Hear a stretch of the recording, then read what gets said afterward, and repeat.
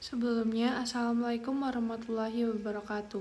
Perkenalkan, nama saya Marisa Naura Hasan dengan NIM B400240025. Di sini saya akan mempresentasikan resiko dan keamanan dalam ekosistem vintage antara peluang dan ancaman. Bagian 1 yaitu ada pendahuluan dan fenomena vintage. Halo semuanya, hari ini saya akan menjelaskan hasil ringkasan saya yang bertemakan resiko dan keamanan dalam ekosistem vintage antara peluang dan ancaman. Vintage telah mengubah akses bagi masyarakat luas, namun kemudahan ini ibarat dua sisi mata uang.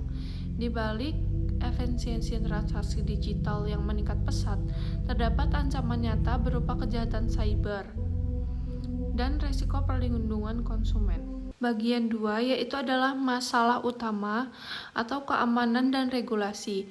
Masalah utama yang kita hadapi adalah keteratanan sistem pembayaran tradisional yang terpusat memiliki kelemahan satu titik kegagalan. Contohnya nyata adalah kasus peretasan Equifax yang mengekspos data ratusan juta orang di Indonesia.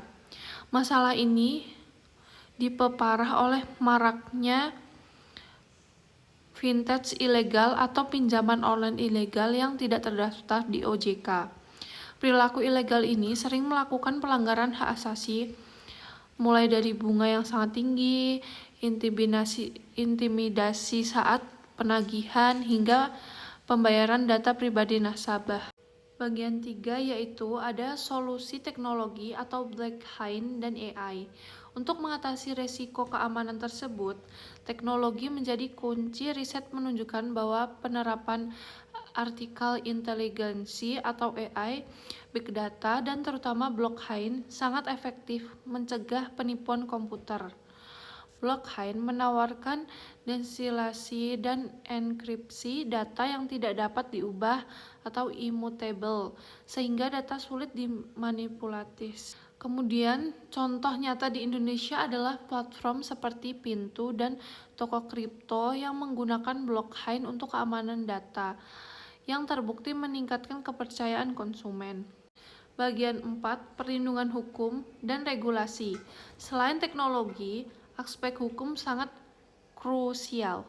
Pemerintahan melalui OJK dan Bank Indonesia telah menerbitkan regulasi seperti PJOK nomor 77 tahun 2016 untuk mengatur peer-to-peer lending.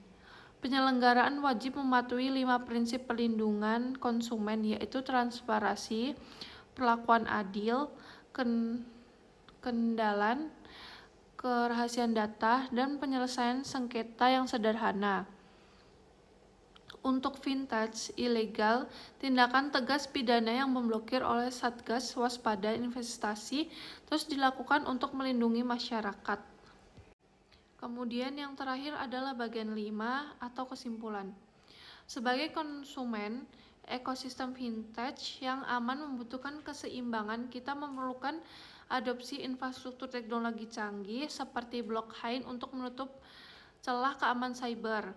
Di saat yang sama, kita butuh penegakan regulasi yang tegas terhadap identitas ilegal.